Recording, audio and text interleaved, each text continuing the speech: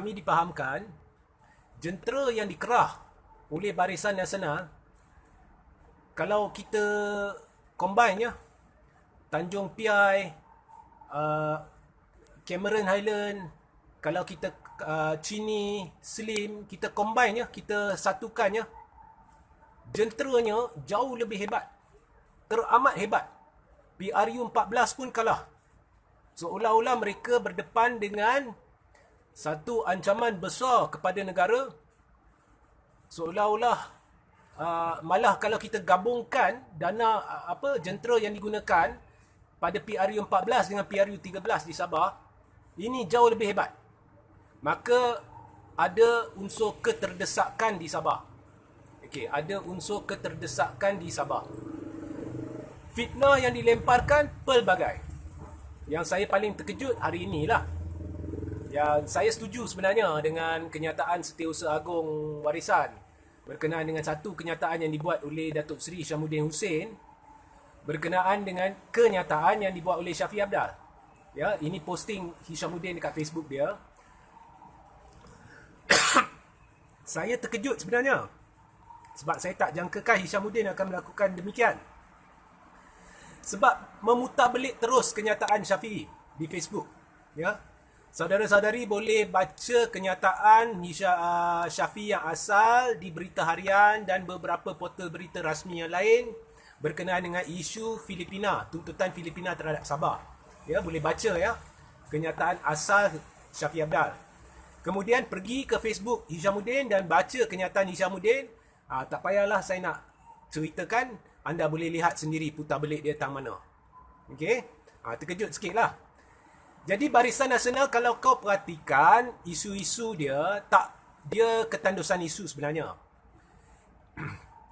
Bukannya ketandusan isu, malah ada aktivis dari Semenanjung ke Sabah, mereka ke Sabah, kemudian mereka cuba timbulkan isu perkauman dan keagamaan. Kononnya Shafie ada membuat satu perkumpulan tertutup dengan orang penganut agama Kristian, dan kemudian menjanjikan penganut agama Kristian tu bahawa kepentingan mereka akan dijaga. Sebenarnya saya heran apa sebenarnya isu yang ditimbulkan oleh aktivis Barisan Nasional ni, ataupun aktivis pro, lebih tepatlah pro Perikatan Nasional. Saya heran. Nombor satu, Warisan bukannya parti Islam. Dia adalah parti untuk semua bangsa, semua kaum, semua agama. Kedua, apa yang mereka tidak nyatakan ialah Shafie membuat perkumpulan dengan Kristian, dengan orang-orang Muslim. Jika fokus kat Kristian tu, cuba selak, cuba kaji agama Islam ni betul-betul. Sifat orang yang dari Semenanjung tu, aktivis tu yang menimbulkan isu ni, tak ubah dari sifat seorang munafik. Cuba selak. Dalam agama Islam, pentadbiran Islam, walaupun kita bukan mengamalkan pentadbiran Islam dalam erti kata sebenar, tapi apa pun, kalau ia pun pentadbiran Islam, dalam masyarakat majmuk, kepentingan semua kaum dan agama wajib dijaga. Jadi saya heran, apa yang cuba ditimbulkan sebenarnya oleh aktivis ni? Apa pun, politik perkauman dan keagamaan tidak akan berhasil di Sabah. Saya rasa ini semua anda tahu, orang-orang Sabah, benda ni tidak akan berhasil di Sabah, dah terbukti. Kemudian ditimbulkan, Warisan telah menyebabkan Sabah ni mundur sebab Warisan. Ini jenaka yang paling besar. Sebabnya, Warisan hanya memerintah Sabah 22 bulan. Barisan Nasional memerintah Sabah 57 tahun semenjak termeterainya dan ditandatangani ya, Sabah, Sarawak dan Singapura menandatangani perjanjian Malaysia pada tahun 1963. Sehingga bulan Mei 2018. 57 tahun Barisan Nasional. 57 tahun berbanding dengan 22 bulan, hujah yang diketengahkan terang-terang. Anda tak payah percaya cakap saya, pergi selak, pergi cari di Facebook ceramah-ceramah oleh beberapa calon Barisan Nasional. Dengar apa yang mereka kata. Kemunduran di Sabah disebabkan oleh Warisan. Okey? Mereka bukan cerita kemunduran 22 bulan. Mereka cerita kemunduran Sabah. Okey? Kemudian saya lihat Aku Janji hari ini oleh Barisan Nasional, sebenarnya oleh yang diumumkan oleh Tan Sri Muhyiddin Yassin. Dia sebiji dengan janji-janji yang ditabur selama 57 tahun. Cuba kaji. Jangan percaya saya. Jangan mempercayai saya. Sebab saya sekadar bercakap.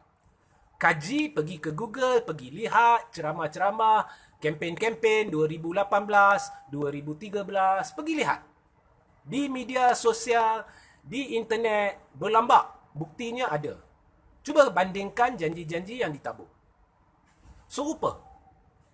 Jadi saya setuju dengan kenyataan pengerusi Barisan Nasional Sabah iaitu Bong Mokhtar. Iaitu kalau Barisan Nasional memungkiri janji, maka hukumlah Barisan Nasional. Saranan saya kepada orang Sabah, tak payah tunggu lagi. Pastikan di pilihan raya negeri ini, hukum Barisan Nasional. Sebab dulu, kalau Barisan Nasional duduk satu bumbung, satu gabungan, bersepadu, kukuh, memungkiri janji selama 57 tahun, masakan kini, dia boleh menepati janji, sedangkan Barisan Nasional satu kumpulan, Perikatan Nasional satu kumpulan, masing-masing bertanding bawa bendera masing-masing walaupun mengaku bawa gabungan kerajaan sama. Kemudian mereka wujudkan satu gabungan baru dengan PBS. Tetapi bertembung 17 kerusi. Bercakaran, berselisih dengan hampir semua isu, termasuk siapa yang nak jadi Ketua Menteri Sabah. Masakan sekarang boleh tiba-tiba tepati janji. Cabar mencabar. UMNO mencabar PPBM.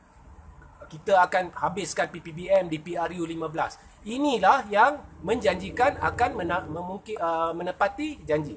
Sedangkan dah cabar. Dah kata orang yang mengumumkan ialah Muhyiddin. Muhyiddin dari PPBM mengumumkan bahawa janji. Ini sebenarnya satu janji bersumpah. Okey, maka dosa kalau memungkiri janji itu. Tetapi pada masa yang sama, dia mengetuai satu perkumpulan di mana UMNO secara langsung telah mencabar akan bertanding terus dengan PPBM di PRU 15. Semuanya carca merba. Ya. Siap dengan apa ahli parlimen sandakan membongkarkan. Sebenarnya Muhyiddin membatalkan satu projek jambatan di Sabah. Ya. Sekejap lagi mungkin tiba-tiba Muhyiddin akan hidupkan balik projek tersebut. Kita tak tahu. Tapi apa pun, Barisan Nasional kena tamparan hebat pada PRU 14. Daripada 40 lebih kerusi, kalau tak silap saya 49 kerusi ke entah berapa pada PRU 13, dia jatuh kepada 11 kerusi di PRU atau berapa, 29 kerusi di PRU 14. Cyber Trooper Barisan Nasional memainkan satu propaganda palsu. Kononnya Barisan Nasional menang, lepas tu oleh sebab adun-adun UMNO lompat masuk ke dalam warisan, maka warisan jadi kerajaan. Ini satu pembohongan amat besar. Sebabnya tidak ada sesiapa yang menang di PRU 14. Dua-dua belah dapat 29 kerusi. Kemudian berlaku lompat-melompat. Dan lagi satu hujah yang saya nak ketengahkan, mereka menyela warisan, kononnya korang jadi kerajaan sebab UMNO lompat. Akhirnya bila Musa Amal cuba nak jatuhkan kerajaan pimpinan Shafie Apdal, dia ambil siapa? Dia ambil orang sama yang lompat balik masuk ke dalam pihak Perikatan Nasional. Ini mereka tak sebut. Jadi propaganda ni, palsu ni, bercakaran ni, apalah, kemelut politik yang melanda ni sudahlah. Rakyat Sabah harus menghukum Barisan Nasional sebab benda ini perlu diakhiri. Dan saya rasa rakyat Sabah pun dah muak sebab mereka gembira sebenarnya dengan adanya pilihan raya negeri ini.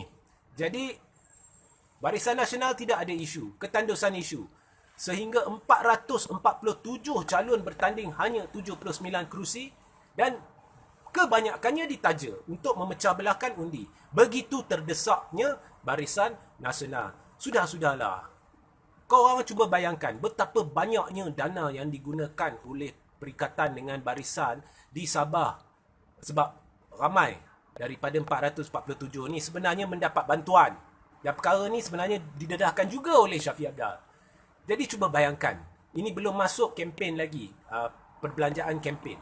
Cuba bayangkan, ini duit siapa? Ini duit korang. Ini duit rakyat sebenarnya. Okey? Bercakaran, bermain, menipu. Menipu penipuan paling hebat. Terus teranglah. Penipuan paling hebat dalam sejarah tanah air ni, dalam tempoh paling singkat ni, berlaku dalam beberapa bulan ni. Okey?